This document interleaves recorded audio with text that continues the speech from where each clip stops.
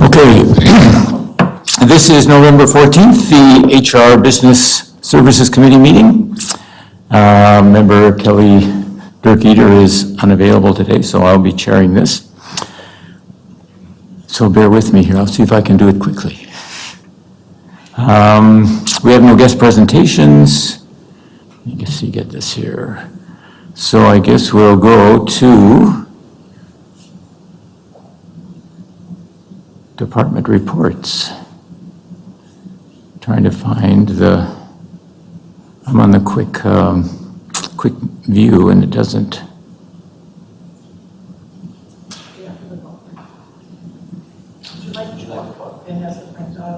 Well, if you have the printout there, it makes it easier. I can follow it so it doesn't.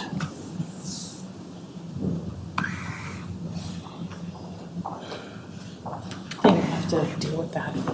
Yeah, okay, I think it's the same thing here. Yeah, so there's the agenda right there. Okay, Yeah. And there good. you go. All right. All right, so we'll start out with the human resources update. All right, as you can see on the Human Resources Report Summary, I just want to note where it says during the month of November, this is actually reports for October, so there's a bit of a typo there. But you can see we have a lot of new hires comparative to resignations, so that is very positive, knowing that we're filling our non-certified positions especially. Little bit of certified staff, but as we had started the school year with no openings, they're usually because of resignations that we're having to fill them, so nothing unusual there. For the general department updates, we processed lane changes in October, which is movement for certified teaching staff to move in the pay scale based on their education obtainment, and we processed over 84 lane changes for teaching staff this year. So that was a lot versus previous years. So it's nice to see the education continuing for our certified staff. We continue to work with business services and do staffing and budget meetings with our principals, and we are, as of this report, we were almost 80% complete, but I think we are almost 100% complete now. Benefits updates, a few retirement sessions are being held and have been held in October and then in early November for both para and TRA. Also working on FSA, HRA, and 403B information that was provided in October. Open enrollment ends tomorrow for our benefits with the exception of our health insurance, which does run on July to July. So everything else is open right now. So we'll be completing that out for a January 1 start. And then we are going to be working on providing the district retirement information sessions starting here in November and continuing. Also, our benefits team, and not noted on here, have been going continuously out to our buildings to be present for employees to be able to come and ask questions, especially during this open enrollment time. But they'll answer any questions, so that's been well received by the schools and lots of responses from the teachers coming to talk to them and other staff as well. Current openings as of last Friday, there were 2 elementary and 2 special education teacher positions, and then the non-certified staff. You can see the child nutrition numbers have reduced. I think in previous months and even last year, we were well into the high teens. So it's really nice to see those additional. We have 4 clerical openings. Our maintenance, we are still working hard to fill those positions and try to find creative ways. Bus helper, and I think we also have some bus driver that will be reposting, so it was just a timing issue. And then our paraprofessional numbers, of course, but they are down as well. So nice to see that we're getting our staff filled. And lastly, on contract negotiations, we will have a principal contract that comes to the board next week for approval. We are still in active negotiations with our education directors and integration specialists. And we have still been working with the Duluth Federation of Teachers on topics of interest, and we will start the negotiations process with them at the end of the month. The Clerical Unit and Non-Certified Business Administrators Association have informed us that they want to wait for the teachers to settle before negotiating. And the clerical has not started, but we had started with non-certified business, and they decided to hold off. And we are still waiting for the DWIA group, the District-Wide Instructional Administrator Association, to request to negotiate. And that is my report. Thank you. So I'll try to keep it short. I will, I'm here. So when you have 84 lane changes, Simone, how does that affect, how do you plan for that change? I mean, is it generally kind of an average of 84, or do you plan for 100? Or, as a former teacher, those lane changes were important to all of us, so we went and got them. So we do an average, and we build that Okay. in there as well. Yeah. I mean, 84 is probably uniquely high, High. isn't it? Okay. I would think there is usually between 25 and 40. So that, that will be a big change to us, but generally, we average it out. I'd say for at least 25, so. And then Teresa, the numbers on our hires, and you corrected it, it's not November. Is this really, so we had 29 non-certified hires just in October alone? This is not from like 1st of September or August. Right, they're reported in October, so they would be new entries since the last time we met. So it's Okay. possible that there might be a little bit of reporting gap, so it could be maybe end of September, October, just depending on when they hit. these But are- yes, they're okay. monthly. Holy man. And our principal contract, have they voted on it? They have. Oh, okay. Okay. My question was similar to Chair Lowfall's. So the lane changes are built into the budget? Yes, Because that can be a significant, that's going to be a significant increase, but we do budget. So for instance, I was just showing our superintendent today. Oh, yeah, thank you. Thank you. I was just showing our superintendent this afternoon our negotiations model for certified staff. So you can put a percentage in what you think, you'll settle at or what you can afford to settle at, but it adds percentage in there for steps and lanes. So we do build that money in there. Do we build for 84? No. I mean, we would probably build between 25 and 40. So that will be a significant change, but we'll do the math there.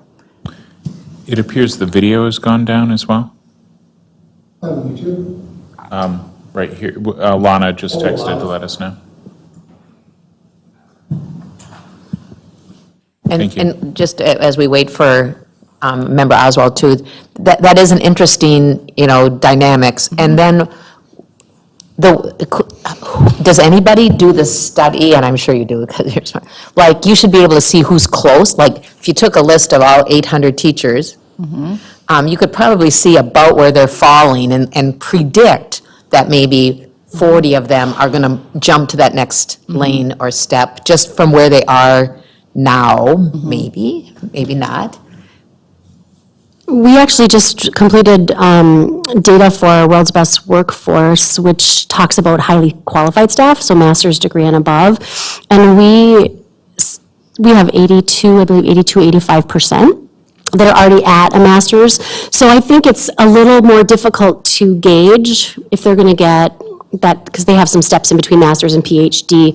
So I think it's not always easy, because we don't necessarily know they're pursuing something, especially once they've already achieved their master's. We don't know what they're doing until they turn it in. So they don't typically put in unless they know they're moving a lane, they don't put a status update. So we really don't know if anybody's pursuing next level or not.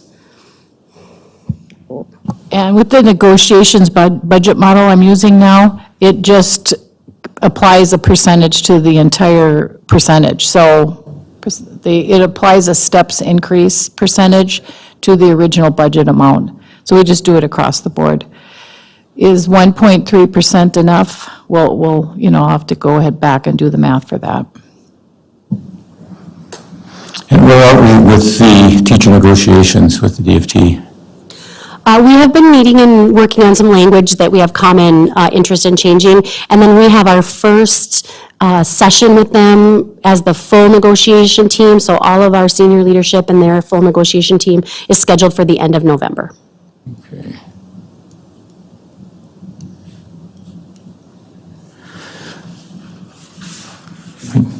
Just to make a point, that was mutually agreed upon by both sides, that we were waiting to see where we were with some things over the fall with referendum and other things. Okay. Any other questions? Guess not. Okay, moving on then to the enrollment report. How are we with Member Oswald? Yeah.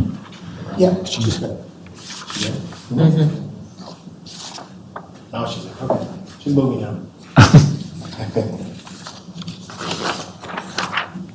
Okay, enrollment report. So thank you to our Mars coordinator, Kayla Carroll. We are projected ADMs for 23-24 are 8,434.91. Our current enrollment is 8,438.08. And bear in mind, that all includes all the different weights that are coming in. But for budgeting purposes, we just do K-12. And so it looks like we're 440.26 over. But that is a weighted number. And as of last month, we were up 203 over last year at the ending count. And on December 1st now, we're going to be filing another final count for 22-23. And in October, the number dropped down to 90. We were 90 over September. So the numbers will start dropping and then they'll start going back up again. But right now, we're tracking nicely for our enrollment. Are we comparing apples to apples? Is this the same time last year? Yes. Not at the end of the year, because they always tend to go down at the end of the year. That's correct. So if you go to the second slide that she provided, she has our 21-22 and our 22-23 and our 23-24 ADM 2 enrollments in students. And she has compared them by grade. And for instance, you'll see in 21-22 and 23, do you see our early childhood was so up? Oh, yeah. Yep. And now that number has fallen. But then, of course, our grade 12 is looking really nice. There's so much, this is going to change month to month. We're going to have graduations at the end of the year, so yeah, it's going to change a lot. Yeah. But right now, we're ahead. Right now, We're ahead of where we were last year and ahead of what we had projected. That is correct. Both. Correct. Okay. Any questions? Okay. Child nutrition is next.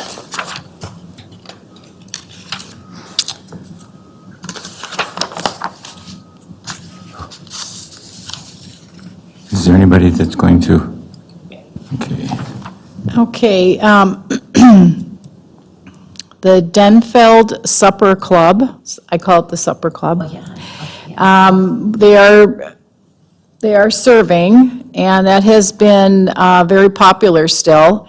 Our staff is really working hard because, of course, the lunch counts have really increased. And thankfully, it's been a wonderful addition to, the kitchen that every student gets to eat for free. The staff is, they're looking always for more staff, but they're working hard and they're able to feed everybody, so that's been great. October was Farm to School Month in Minnesota. In honor of Farm to School Month, we featured Honeycrisp and apples. Snow Sweet apples from Moose Mountain Apple Company and Westcott Orchards. The students took part in a statewide Apple Crunch Day on 10/12/23 and student statewide crunch into local apples on that day. There were coloring book pages and stickers as well as information about the farms. Child nutrition also featured multicolored carrots from Fresha Farms, corn on the cob, and also treated the students to real maple syrup from Maple Masters Farm. Child nutrition buys local as often as possible all year long for fresh fruits and vegetables. These are distributed by the Department of Defense Fresh Fruits and Vegetable Program using our commodity fund dollars. Child Nutrition was asked to submit our information for the USDA Farm to School Census Survey. Results of that survey will be available in a few months. Farm to School Full Trade Grant for the school year 24-25. The grant was completed and submitted for the next school year. This is a 50-50 matching grant. Growing off this year's program and purchases, we are asking for $10,000 and will match the same. Challenges from farm to school programs continue to be distribution to all 15 sites, as well as getting farms to work with. Training for managers and cooks. Training was held during MEA break for our managers and cooks. Representatives from Ecolabs were present to review dish machine operations and cleaning requirements. Rational Ovens representative was also here for training and fielding of questions from our employees. It was a great training session with great input from our employees. The Denfeld After School Supper Meals Program. It started on October 10th at Denfeld High School. The meal schedule matches the programming dates of the DASH after-school program, as it is an enrichment activity, a crucial criterion for offering the supper meals program. Monday through Thursday, we'll be serving supper. The students were happy to see this option back. Fresh fruit and vegetable program began again in October at Myers-Wilkins Elementary School. This program is run under a grant from MDE and is intended for elementary schools that are over 60% free and reduced student populations. The items are offered twice a week, and the intention is to give students a taste of fruits and vegetables they may not otherwise get exposed to at home. The community schools personnel are crucial in the success of this program, as the items are distributed by them to the classrooms and must be consumed outside of the breakfast and lunch programs. This program will run the entire school year or until the funds are depleted. Can you explain, for me anyway, the Denfeld After School? I wasn't aware of the details of that. It's a supper program. It's served Monday through Thursday, and it's free of charge. And you worked at Yeah, Denfeld. well, I'm there too after school, Yeah, so so- I've seen it in the past, and I knew Yeah. it kind of went away, so I know it's back. And it's highly successful. The students that are there can eat there. Some stay for after-school programming. They have sports. And, they're hungry after school, so they're served a meal. That was kind of my question too, is does that start at 3, it has been starting at like 3:45, 3:40, or sometimes earlier because kids will grab it and as they're going home. It's not, but it says it's in coordination with the DASH program, and I could be wrong, so I'm not the expert here, but I'm there a lot, but the DASH program is connected to our full community school programming there. That's their full community. So is that what brings in the opportunity, is because we have, because Denfeld's a full community school, or is it? They are, yes, you're correct. Yeah. And so then I wonder if Lincoln, Lincoln has robust programs, after-school clubs and activities. Do they also then serve a supper? They don't, it's just at Denfeld, but we can ask that. I can ask Sheila Oak for that information, to find out Yeah. See if there's a need. if there's a need. Because it's very successful. It is successful, and I don't think you have to be signed up. Like the DASH program, they are signed up, they are almost like enrolled, so that full community service can have the data and have the numbers and have the process. But nobody's checking to see if this is a DASH student, or is this a Jill Lofeld speech team or theater person, or is this a dance line person, or is this a person, an athlete, yeah. So, yeah, it's quite popular, and again, it used to start at about 3:30, 3:40, and then go, I think, until maybe the food is done, or maybe just 4:30, 4:45. From what I understand, it's 4:30. They Okay, try and finish okay. by then. That's what I know, David. Does that help? It's not, Yeah, I was I'm not the expert, but. aware of it anywhere else. So we don't know how many meals are being served? Total? Yeah. For lunch and breakfast? No, for The supper? For the supper one. She said, let's see, Last year they were in the 300s. 300s. yeah. A day? I think it was per week. I think it looks like for the month, 476 suppers. The month of October. Oh, that's what I could, look, It's a really tiny print. it's hard to see, okay.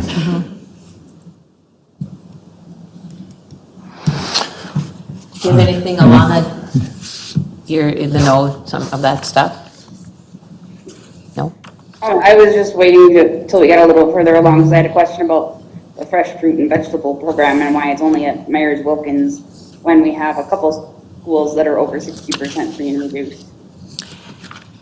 That's a good question. It is a grant that was just made available to Myers Wilkins. I think that's the only place it was offered. Sheila Oak has been working very hard for this farm to school, and she applied for this $10,000 grant last year. She got it, and now we'll be able to do a match for it. But right now, Myers Wilkins is the only grant that was out there for that program. That's unfortunate, because I know that there's a lot more kids out there that could benefit from that. Maybe next year, maybe later. Maybe.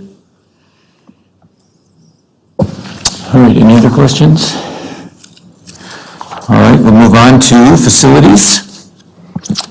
Report.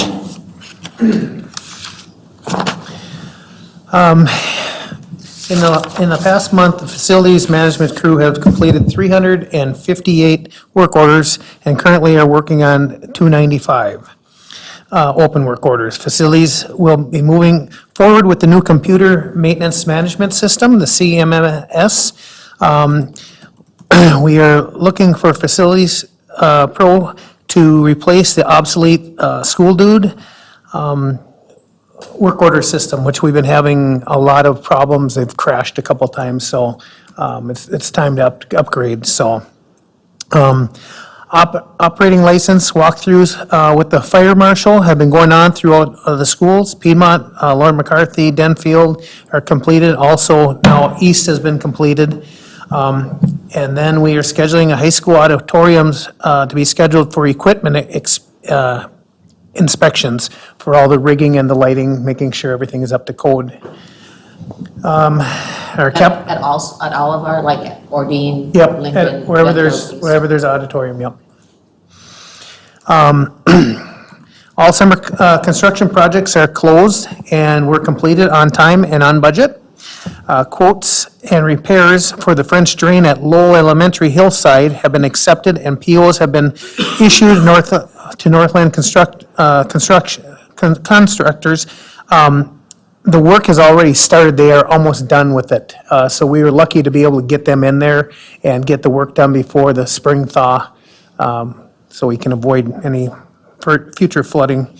First walkthrough meeting with architects and engineers for the DNT building renovation happened on November 1st. We are also meeting with them again on Thursday with individual groups at the DNT building for the design team expectations. Discussion with legal representative, we're still talking about the PSS track with the ponding mediation. It's pretty much settled. There's only one issue was in the agreement, they were supposed to come back and repaint the track, and neither company is willing to do that. So we just said we're going to move forward. We're going to pay to paint the track, and then we will take them to court for it, for the cost, because it was in their contract. So we need to close that. It's been going on since 2018. So Is the ponding part settled then? what's that? Yes, the The ponding initial- part is settled. Is it fixed, or is it just, There's no fix to it, but the warranty is over. oh, So even if, I mean, it's still usable. The coaches are not complaining at all that they can't use it during track meets, that there's been water sitting. It just discolored the track quite bad, so that's why we're gonna have the track repainted. I And see. it's about $20,000 to have the track repainted, so we'll take care of that, and then we'll go back after them for the money. At least we're not arguing over the hundreds of thousands of dollars anymore. Closing date, on the sale of transportation building was on October 6th. Everything has been moved out of there. The new owners are in there and everybody's in transportation. Closing date for the purchase of the Duluth News and Tribute Building was on October 20th. All final Tribune items will be removed by November 22nd. I was over there today and they're almost having pretty much their stuff out of there. Construction tasks on the Hill. DSC facilities and transportation punch list items are being finalized with ICS. I think they only got a few left to go. Continuing final site work, winter preparation for plowing and snow removal has been proceeding, and we have finished the plowing part with the city of Duluth. We've come to an agreement. They are taking this over for plowing as their city streets now. It's on their schedule. Building operations, operations still have their hands filled, fulfilling licensed positions. Most of the custodial positions have been filled. Operations continue to look for second engineer positions at Lowell, Meyer, Wilkins, a second shift position at Denfield, Lincoln Park, and second shift first engineer at Lakewood, Lester Park, Rock Ridge. So it's really the licensed engineers that we are having trouble getting. Nobody carries the license anymore, and it's difficult for them to get the license because the license is based on steam, the old steam boilers, and nobody has steam anymore. Everybody has hot water heat. Water. So it's a completely different animal, but if you're not working on steam all the time, you wouldn't know, it's very hard to do the test. So hopefully the state of Minnesota will revise that soon. The building and operations staff have done an outstanding job pulling off default tasks over the summer. The buildings are looking great for the start of the year, thanks to the building operations staff. Couple things I just want to add. We have gone out for RFP for commercial pool renovation at Lincoln Park. The pool surface inside the pool is cracking, and it needs to be, they call it bead sanded and then recoated. Every time they empty the pool or changing time of the seasons, when the water pressure changes, it affects that pool bottom. So it's just time to replace it and to get it fixed before it causes any more damage. So we've gone out for RFP for that. And also, we are going to be going out for a statement of interest and qualifications for energy services. We met with a company called Bright Schools. I believe John met with them a few years ago. It's a company that they work on a performance contract, and it usually doesn't cost the school district any money at all. And we get our lights replaced to LED. So what they do, they come in, they take an assessment, they give us what they think the savings are. They set us on a payment plan for the performance bond, and the savings pays for it. So there's no out-of-pocket cost for the school district. So we're going to have all of our buildings assessed, and we're going to go after the big wasted power buildings that are the big ones. The smaller buildings that there's really not much savings there, we'll probably just be doing that through a regular LTFM contractor, because if there's no savings for us, there's no reason for us to be paying out that interest and having that long-term commitment with them. But there's been several other businesses, St. Jude's Hospital, Boys and Girls Clubs down the cities, General Mills, and then different schools, Minnehaha, Rockford, Osseo, and St. Olaf. And I contacted Rockford, Osseo, and St. Olaf, and they just thought it was a fantastic deal. They said, especially Osseo, I talked to him for quite a while today, and he said, really, it's a tremendous savings for the school district, and you don't have to take anything out of your pocket to pay for the savings. So what we are going to do is we're sending this statement of interest out and qualifications, and that way it allows, if there's any other companies such as Bright Schools, to come forward. And then when we have them, then we'll put out an official RFP for the quotes for them.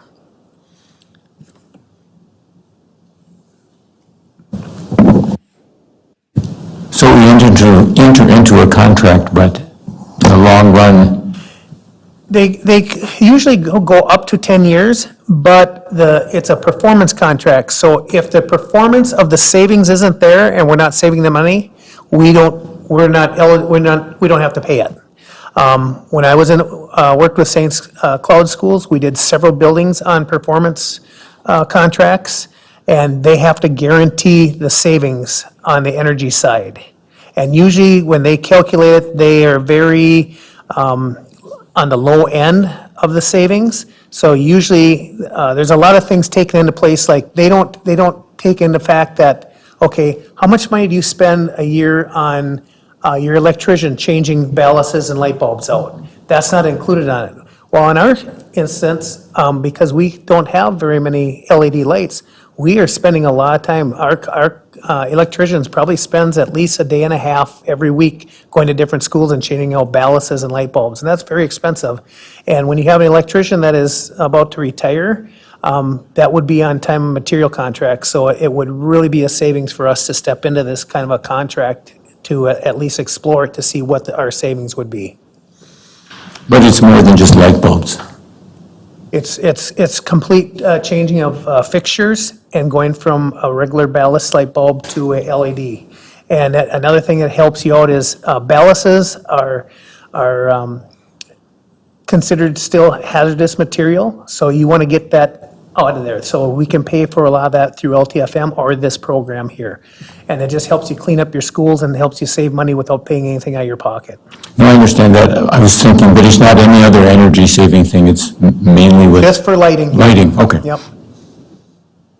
So my concern would be in some of the buildings that are architecturally old, like a Denfeld, if you're going to, would you change the architectural No. kind of goal No, by it's- putting in it's- those it's types of the- lights? It's the mechanisms on the inside of the fixture. Okay. So the fixture stays exactly the same, and you just change the component on the inside. So instead of having that, having it be just an incandescent light bulb, they change it to a solar mechanism, or not solar, excuse me, not solar, LED mechanism.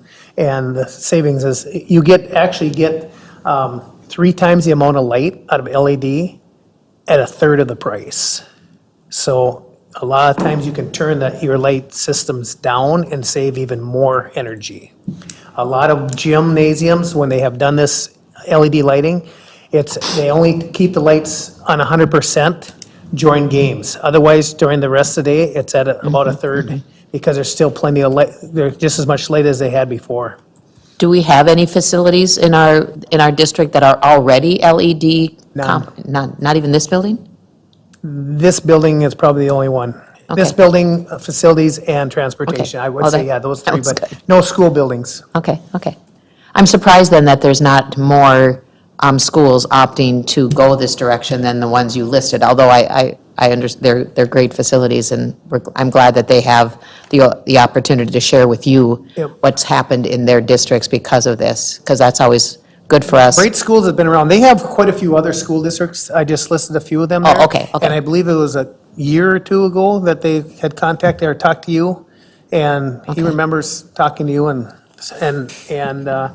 like I said, I talked extensively with the business director in Osseo today, and he just said this is one of the greatest programs that they ever could got on, because it really helped them save in LTFM. And Rockford said the same thing, is that they didn't have a lot of LTFM funding, so it was a good program for them. It all depends on what our rebates are, so by doing the survey, they'll be able to find out exactly what kind of savings they can give us. This was a pretty common practice in Wisconsin to have similar companies come in and do that, and I vaguely remember a conversation. I'm sorry, it was more memorable for the vendor than it was for me, but I'm still glad it's working out for us for savings for the kids. I just have one more question, and I thought I had this question earlier after I had a brief conversation with somebody in the maintenance about the second engineer licensure. Is that something that you'd go to the state legislature and say, hey, this is really an outdated mandate to have this license in STEAM-related buildings? Because isn't it like a state statute that says they have to have this? And Yes. so Yes, we cannot open the building. Yeah. Without having a licensed boiler engineer. There are some thoughts about, with our new hot water systems, we don't actually need a second licensed engineer at some of the elementaries, but that would be a negotiation thing, Yeah, and that's I a- can't get yeah, into yeah. that. But, yeah, they need to completely change the tests and the rules because it's really ridiculous. With the new hot water boilers, they're basically foolproof and tamper-proof, so they need to change and they're so easy to run. Before, you had to blow it on the boilers, you had to do all this stuff. These, you flip a switch on, you read a couple gauges and set the pump speeds, and you're done. Is the second engineer shift, is that the shift that is like a Tuesday to Saturday, so that's where we can get the buildings open on a Saturday? Or are we still struggling with the ability to open some of our buildings because we don't have that engineer? I think it's on, And I it think could it's be on this on the license? secondary schools. Yeah, I think it's like the middle school and the high school, they have the Tuesday through Saturday shift. I don't think any of the elementaries do. Okay, thanks. I have one final question about the swimming pool. Was the Lincoln Park pool different than the Ordine pool?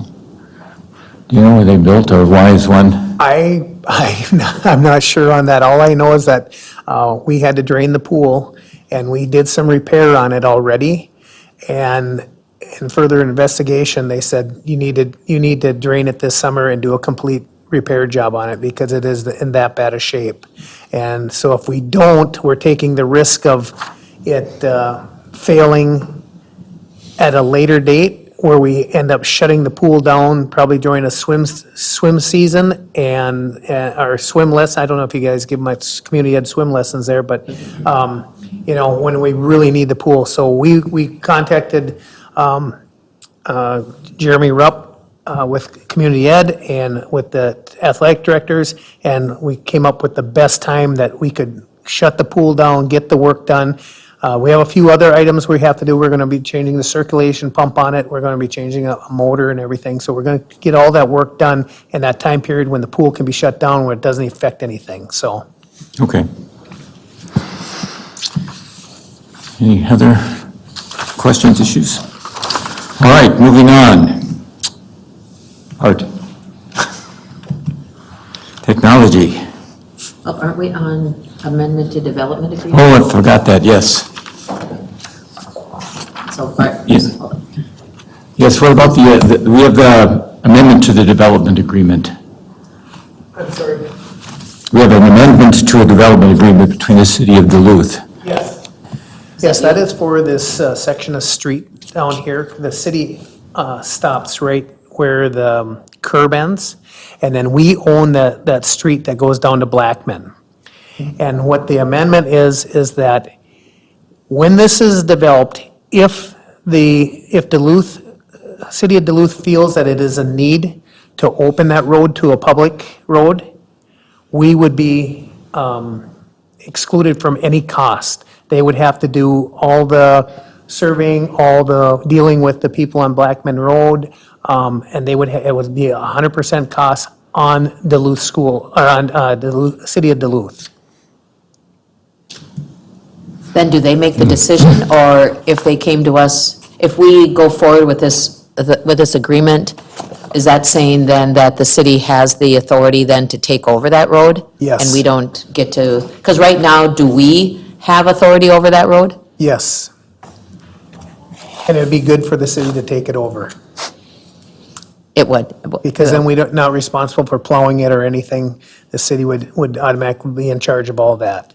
But our neighbors would be a little, And that's for the city to. that is, but, yeah. And I will tell you right now, the city of Duluth is requiring the development out here to do an environmental study. Okay. So that is going on now, so they won't be anything going on over there until after June. And part of that takes in effect of how many buildings they're gonna have up here and what kind of traffic there is. And from what it looks, to me, I think they're gonna have to, if they're not gonna use that road, they're gonna have to add another one. If they take over that road, could we use it as a school district? Could Oh, yeah. we, could our buses? It'd be a regular city street. Okay, our buses Yep. could use it, okay. Yep. Nothing would change except they would be responsible for maintaining it and plowing it and dealing with the neighbors. So that will move to the Okay. consent agenda for our board meeting on Tuesday? Okay. Any questions on that, Alana? Not that I'm the chair here, but. Okay.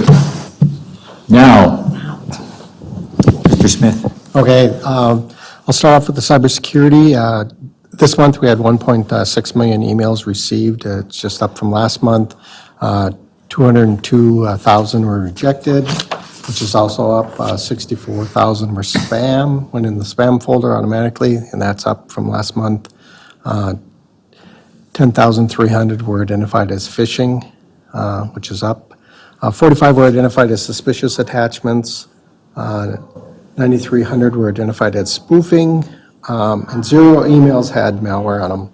Account information, you can see those were all up as well. More accounts, more storage used, more external file sharing, more suspicious login attempts, more failed login attempts, and we had less actually data loss prevention, so less of them were identified and stopped. No E-rates or bids out at this time. Our technology help desk tickets were at 704 for this month. Last month was pretty much double that. For September, because that was the beginning of the year, the resolved tickets were 834, which is almost half of last month as well. And we have 265 tickets remaining unresolved at this time, right at the report. This AV technology for this building here, or this room, is, I'd like to remove from that 98% down because we saw 3 failures here. They think they've identified the problem. There's a upgrade for the system, so they're going to come up and do that. They think that's the cause of what's happening with the system shutting down. The rest of the projects are pretty much done. We did the $2 million classroom AV upgrades, which is done. I included the carbon footprint from Google. We used more of their services last month for storage and stuff, so our carbon footprint went up a little bit from last month. And that ends the October report. Any questions? I have one, I guess, not a question, but a comment. Since our technology question in the referendum did not pass, that makes some decisions coming up. Is that being looked at? I know we've been talking about that, you know, what we're going to be doing for next year and what we have left with the ESSER funds for this year. So we are regrouping. Simone is working really hard with Baird to put in the new projections based on the first question passing and the second question not. And then we're working to coordinate a follow-up meeting so that we can take a look at that from a strategy perspective, thinking about, is there a need for another ask and what would that look like if there was another ask? And then I know that Anthony and Bart and Simone are working together to get those initial estimates of what do we have for now and how long can that last us. I think that we will be, relatively okay for the next year, but I think that that's when things start becoming more difficult. People ask during the referendum questions or during the forums, like, are we just shutting off all of our technology if it doesn't pass? And of course, that's not the case. But we did let people know that once the life cycle of our devices starts dying off, and once our money runs out, then that's when the significant changes would take place. But I think it's very important for us to regroup and solidly explore that and then have conversations with the board too about what would we want to do next. Good, well, I think the time to think about it is now, not, once the cliff occurs, so that's why I asked that. And I think, as soon as April 9th could be a next referendum vote if we were choosing to go in that direction. I think it's important for us to make a decision a thoughtful decision with knowledge, but make it relatively quickly if we were going for an August referendum, because we saw how hard we worked for several months to have one question pass and one not. I would say, I still look at it as a victory for the district, because we were $26 million ahead of where we would have been without the referendum. So I think that that's a positive, but I do share very significant concerns about what we're going to do related to technology moving forward. I have just a comment for Bart too. I just noticed a lot of positive comments about the upgrades that you were able to carry out this summer and continued into fall with the classroom updates. You know, just really significant, stronger, devices and stronger desktop for teachers that work off of. I think you were able to do great strides with our smart boards and our sound systems there as well. So that's a good base. It's not what we want, but it's a good base. And then I don't know if anybody else read the article in today's Star Tribune on cybersecurity in public schools and just the overall increase, the overall concern. The article should have come out a month ago, and we would have maybe highlighted that.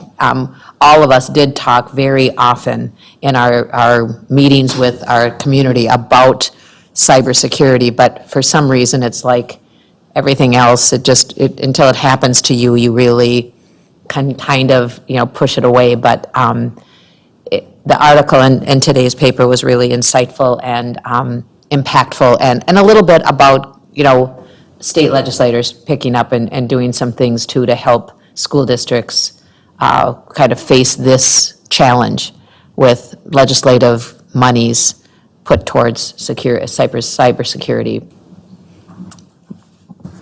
So thank you. Thanks, Bart. Thanks, Bart. Okay, Transportation Department. You're on. Transportation report for November of '23. The 709 Transportation Department manages both a district-owned fleet of vehicles and district employees, including drivers, monitors, and mechanics, along with the coordination of contracted transportation services through Voyager Bus Company. Our department continues to navigate daily changes in routing for general ed and sped busing. We are working fully in the new software system now and fixing issues with routes as we encounter them. Staffing continues to be a challenge as well, as we are still short some helpers. We have one new driver licensed and driving, another has a test lined up for December 7th, and the other is a Wisconsin resident that needs to set up a time to test. That's all good news. Assistant Manager Joe Killian has been dealing with staff and their concerns. He is still driving a morning route. The staff have been working hard to fill in when others are out, but there's just not enough people yet to cover everything. Bus maintenance, buses are still having issues due to age and rust, but we are getting them back into usable condition. And we are waiting now on 2 used buses to arrive at the dealer that we have selected to help fill the gap in working buses. Okay, I think everybody in the country is having a problem with bus drivers. This is not unique to Every district, our neighboring districts call us for help, we call them for help, it's everyone. But the good news is we'll get potentially 3 new drivers. And we still encounter, if we have drivers and helpers out in the morning, then, we have to just scramble, and we still have our front staff working and driving if need be. Crazy. That's right. So what was I going to say?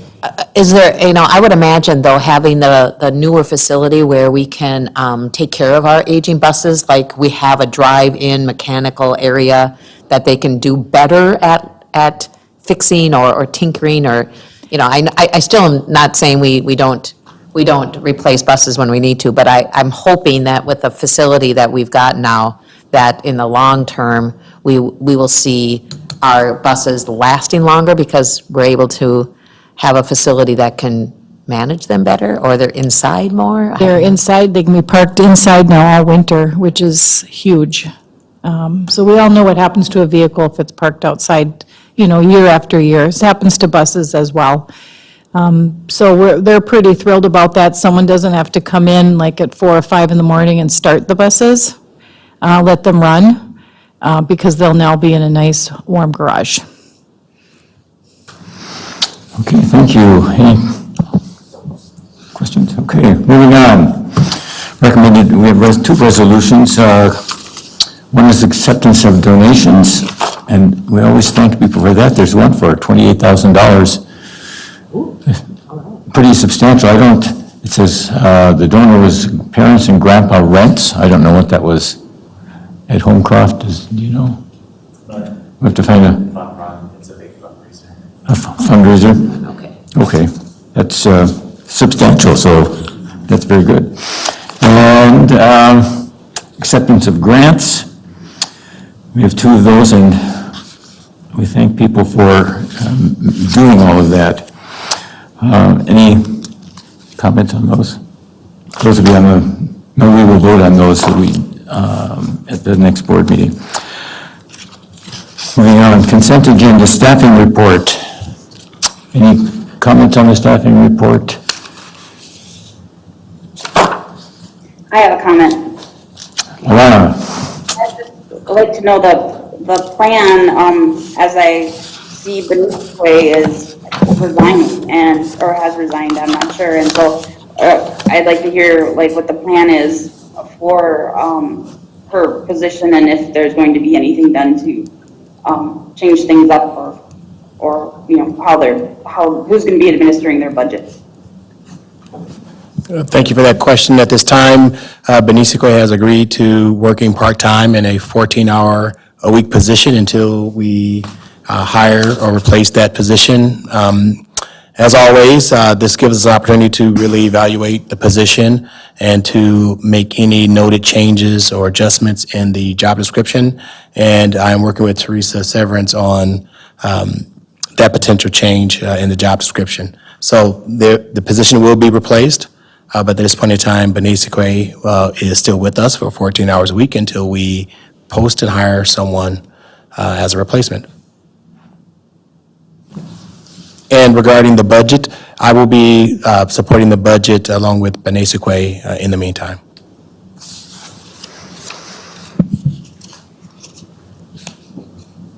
The video just shut off again and I lost the audio when it shut off. Do you have any further questions, or? I think we're good. We need to wait till it comes back up so she can hear Anthony.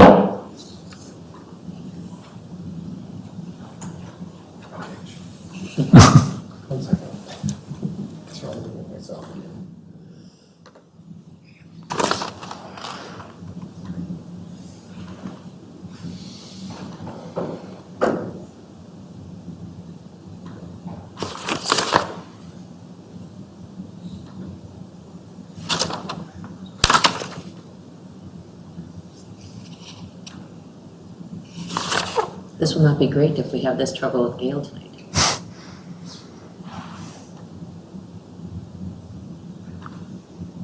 I know Bart is working Yes, with the team to resolve all the issues. it's magic fingers here. Magic fingers. And making sure we have a company that can address the technology issues that are currently here.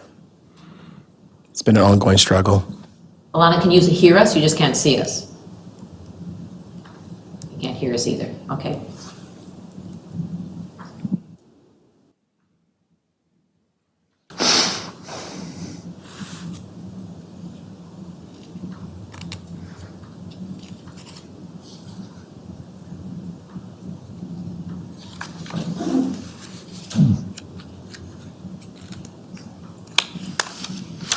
A lot of clicking going on.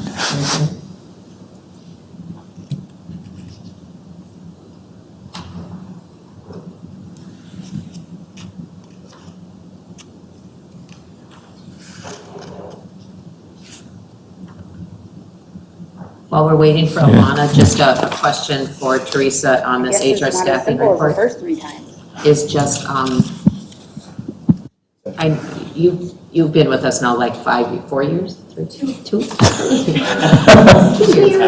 1st. Is this, Is it, you know, I've gotten I mean, I could do this work on my own to go back, but is this a typical amount of changes and additions and hires and you know, we hire and then they resign and they come back and then we have, you know, is this a typical? It just seems like there's a lot of appointments going on, a lot of, not as many like retirements, resignations, or, you know, obviously I know it's a workers' benefit. There's more jobs at good money out there. Yeah, I think this, at least since I've been here, I don't think, this is probably high, but I think we've also been hiring more. We have more staff now than we've had in the 2 years that I've been here, so it might appear that there is a lot of increases, but there really have been a lot of additional staff. You know, we've hired that many more, like food service workers, our vacancies aren't as many, so I think that's what you're seeing here. And we did have, you know, a fair amount of resignations at the end of the summer with the paras, and I think some of that's also related to some of that unemployment. So, I mean, there could be timing that it's maybe heavier now than and in the beginning of the school year. It might have been heavier at the end of a school year in past years without some of those other changes.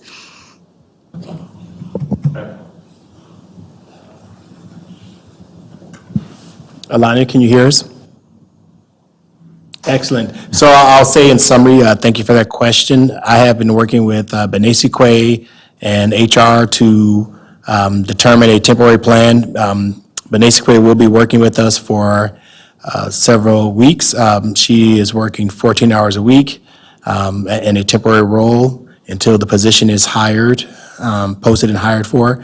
I will be taking the opportunity to evaluate the position and determine if tweaks need to be made in the description itself, but the position will be modified and posted, and until then, Benesikwe is on board, supporting us for 14 hours. I'll be supporting her to manage the budget that exists, and I believe there was another question you had in there, I'm trying to recall.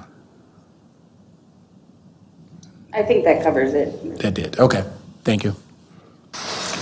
I have one other question. There's a school nurse that resigned. Given the difficulty there is with hospitals getting staff, is that a problem for us? I'd like to say no, but yes, it's very difficult to find nurses and LPNs to fill positions at schools. And I actually just participated in a Chamber of Commerce presentation this afternoon by St. Luke's, and they confirmed, even as of today, that nursing positions are very hard to come by, as well as many other positions that we seek as well. Okay. Did you cut out again? I'm sorry to interrupt. We can see that from our end too, when the icon turns to a building. Okay.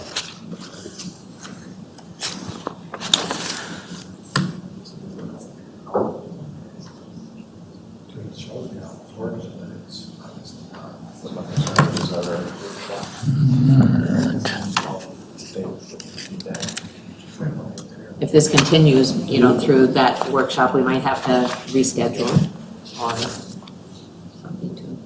In the meantime, would she be agreeable to, or is it appropriate for her to be on the conference call? Because we do have a phone we can call her into, but we won't be able to, no, she'll be able to ask questions. Yeah. We can call her through the conference call, phone system. Do you want to text her and say that that's what, Yeah. because we only have a couple more items. Yeah, we should get through it, And though. then we've got to, I don't mind just as long as I can. oh, you can hear us, okay. Audio hasn't cut out yet. Can you repeat that? Oh, it just went away. We hear you. Did you want us on? Yeah, but the picture just cut out anyway, but, you know, I'm okay, and I don't know if this will be a problem for our next meeting, because we're using Zoom for that meeting and not Google Meet, so I don't know if it's an issue with Google Meet or if it's just an issue with. But you're able to hear us, correct? Correct. Okay, let's go on then.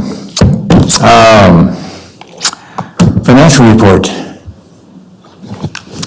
So I've included the November 2023 budget summary. We're tracking well. I do a percentage on the side just to see how we're tracking in expenses. And I have also included in the bottom left-hand corner how we're spending our ESSER funds. We've spent $1,040,726. I can't read that, 226, sorry. And so far, we're trending, we're on track, so. All right, Alana, any questions? Okay. Is this our first First- report back after, a couple months of letting, We had one last month. oh, you Last did, month, yes. yeah. And, okay, so,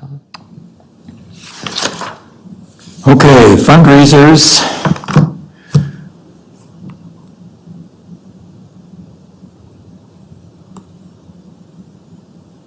This is listed and we'll be approving these.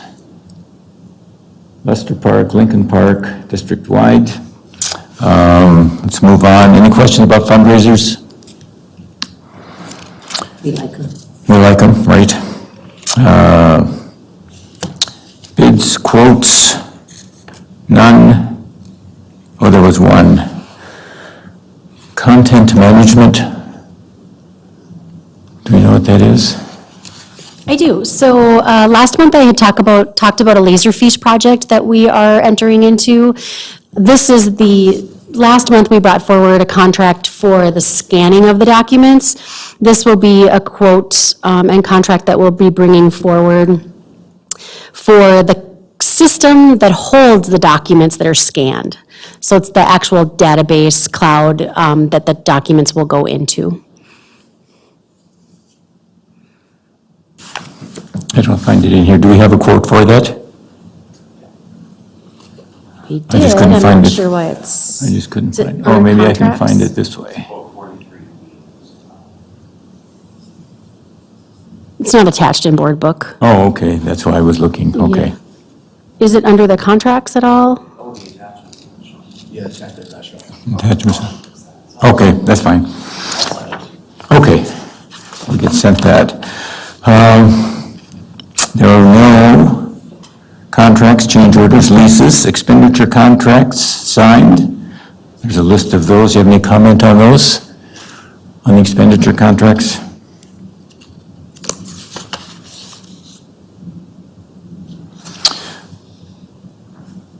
This is just a comment, I guess. I noticed there's one for the Duluth Community School Collaborative.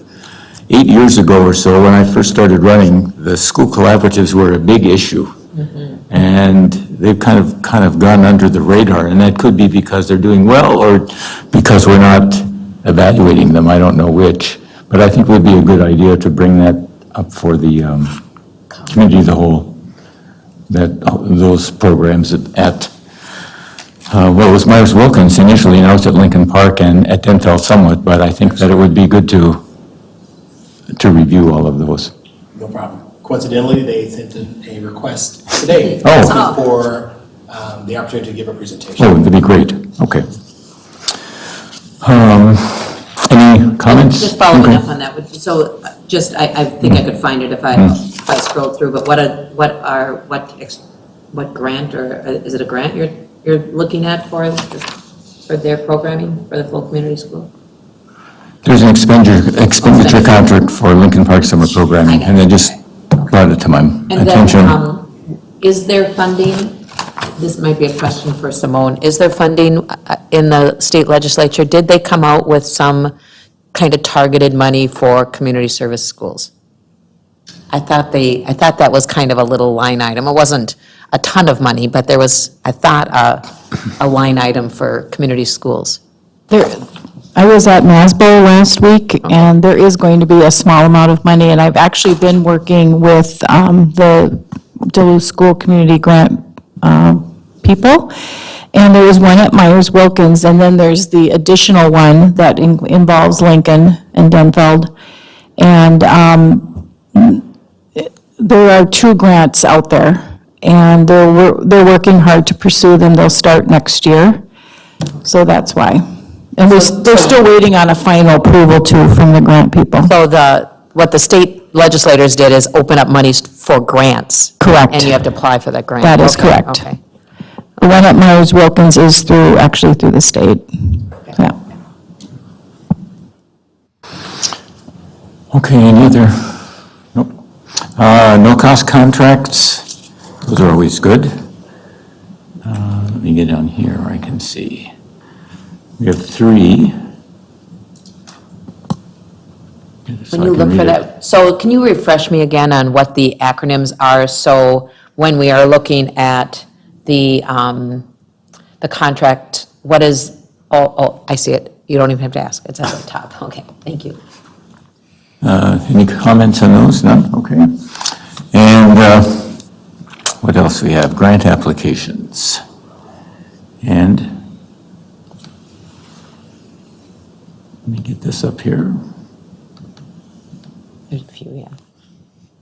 Here we go.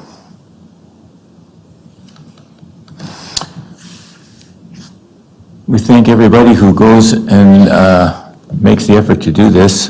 Josh Lehigh, the Denfeld Band Director, has a grant application. Cindy Miller has a good one for technology with some $10,000 worth. So those are the big ones. So we thank people for doing all of that extra work. Any other items that we need to discuss today at this meeting? Just an observation on the grant application and just because I've done some grants for the program that I'm involved in at Denfeld, and I just appreciate the more attention we're giving to we've always been able to ask for grants. I mean, that's not new, and even the forms aren't new, but there is more attention and more accountability on the part of our staff and our coaches and our building leaders when they're pursuing grants to hopefully go through the process and the form. And is there ongoing education for our 8,000, how many staff do we have? 2,000 staff? I mean, because even when you look at Cindy Miller's district-wide technology for $10,000, I know it had to go through that process, and then you're able to say, you know, we love that you're doing this, but if the grant is $10,000, but it's gonna cost our technology department, you know, $8,000 over the course of 10 years to maintain what you bought with the grant, then we at least have to make the decision instead of our individual staff going and getting the grant, and then we don't know about it. So thank you for, you know, staying true to that process. It takes a lot of work, and so thank you.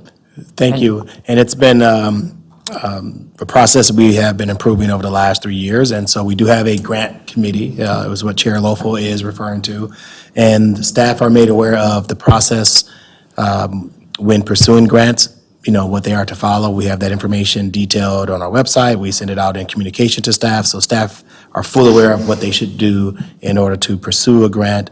And again, it goes to our grant committee for evaluation, because we want to make sure that we have some input and have some opportunities to see what individuals are chasing, and to make sure that it supports the mission of the district, it supports the innovation that we are striving to support, and that we can, as a district, support what they are pursuing. I think along those lines, and it's a little bit of a tangent, but it's kind of a topic du jour. We've gotten some information on solar grants recently, and I think it really forces us sometimes when it comes to grants to think about what is within our capacity and what are our core top priorities that we want to focus on. I believe that we're all interested in renewable energy, and at the same time, there are some core functions of the district that we need to tend to first before we can tend to things like solar energy. I want us to pursue that. I think we need to look at that in the 5-year range and be thinking about how we pursue it. But right now, especially with question 2 not passing, I think it's important for us to take full stock of where we're at and make sure that we're covering what we say we're going to do before we focus deeply on something like solar. despite my love of renewable energy and solar power and the sun itself. We don't see much of that lately, haven't anyway. Okay, well, thank you, everybody, for all the work you put into this that we appreciate. It's, yes, I understand how much goes into it. So that concludes the Business Services Committee for today. Thank you. Thank you.